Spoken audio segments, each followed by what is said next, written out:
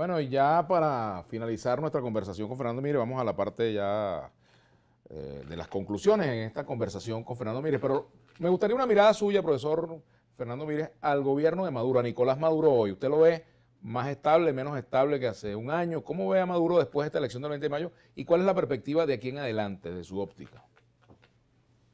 Sí, lamentablemente yo debo decir que sin oposición cualquier gobierno es estable. Uh -huh. Eh, Tiene Maduro en este instante un vacío de oposición frente a sí, y eso se nota, digamos, en su accionar. Se les ve más bien seguros que inseguros. Alguien dijo por ahí, hacen lo que quieren, exactamente. Sin oposición, cualquier gobierno, no solamente el de Maduro, va a hacer lo que quiera. Y yo creo que ese vacío de oposición debe ser llenado lo más rápidamente posible, porque si no se llega al derribamiento de Maduro, y yo creo que va a ser difícil que se llegue con las vías que se están trazando hoy en día, lo que sí se puede llegar, digamos, es a aumentar los espacios de democratización al interior de Venezuela. Hoy se están cerrando todos los espacios de democratización en Venezuela, no solamente por la acción de Maduro, sino que con la complicidad de la inacción política de de la oposición, más todavía. Que la extrema derecha de la oposición esté en contra de las elecciones, me parece un acto lógico y natural. Además, nunca han estado a favor. Fíjese lo que Lo que, dice Diego Arria, exigir una intervención es un deber ciudadano de los venezolanos. Las perdón, intervenciones norteamericanas en América Latina, en este momento, ¿es factible una cosa como esa en Venezuela? de Trump se puede esperar cualquier cosa, pero no tanto del Pentágono. El Pentágono tiene una racionalidad estricta y ha trazado una línea política que lleva, digamos, a la no intervención directa en determinados países. Um, Volviendo al lema, perro que ladra no muerde, se va a hablar mucho en contra de Maduro. Trump necesita, digamos, que exista alguien como Maduro, pero no creo que vaya a arriesgar la vida de un solo marine eh, por convicciones, eh, por convicciones moralistas. Yo creo que ese paso no va a ser dado. Pero bueno, Trump puede cambiar de opinión de un minuto a otro. Nadie puede saber y la historia en este caso puede ser también una caja de Pandora. Lo que yo hago no es un pronóstico, yo estoy trabajando con mi lógica, no con la lógica de Trump. Y la lógica de Trump no la conoce casi nadie. Ahora, si usted tuviera la oportunidad de conversar con los líderes opositores venezolanos, con lo que queda de la MUD, con los otros factores, con los que participan pues de toda esta polémica en torno a la ruta a seguir, ¿qué les recomendaría? Que diga la verdad. Uh -huh. Que digan la verdad en primer lugar antes que nada y que no tengan ese miedo a asustar a las fracciones de la derecha extremista de la oposición.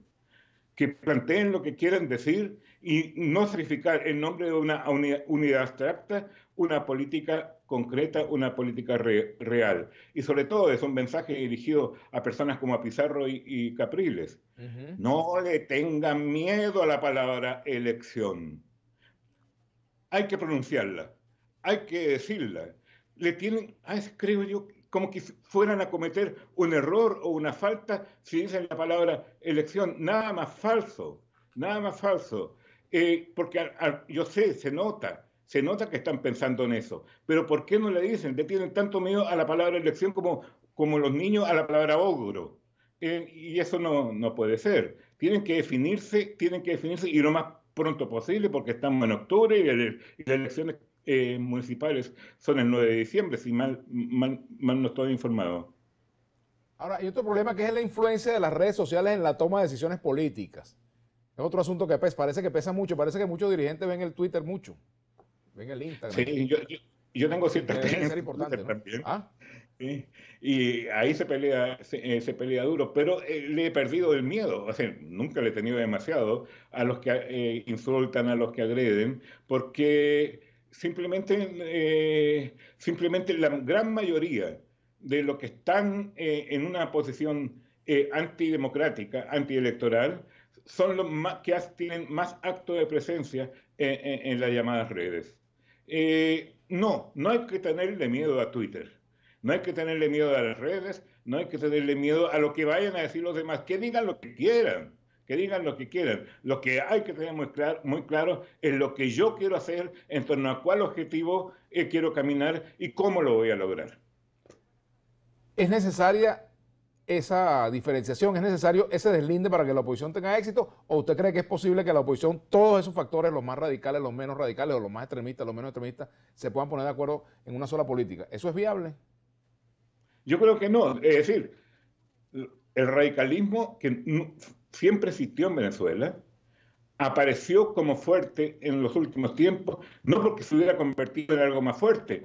No tienen convocatoria, como decía alguien en broma, no, cuando llaman a la calle ni siquiera pueden sacar a pasear al perro. Es decir, no tienen fuerza de masa, no tienen convocatoria, no tienen relaciones con los sindicatos, no tienen relaciones con los campesinos, solamente tienen relaciones entre ellos. En ese sentido, son verdaderas redes porque están enredados entre sí.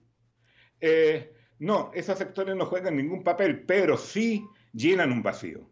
Cuando la parte racional, democrática y política de la oposición no hace política, son ellos los que llenan ese vacío e influyen, digamos, a sectores, no solamente políticos, sino que a sectores, digámoslo así, sociales.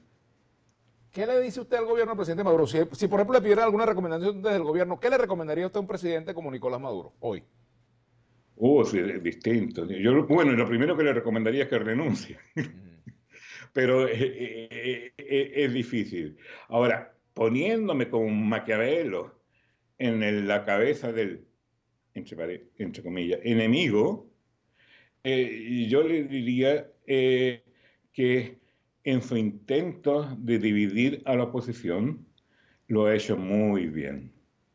Maduro entendió mucho mejor que la oposición el carácter de las divisiones internas y en cierto modo los hace pelear entre sí y termina ganando en términos negativos adhesiones. Por ejemplo, ¿qué es lo que más teme Maduro? Lo que más teme Maduro son las elecciones. ¿Qué es lo que más quiere el sector radical de la oposición?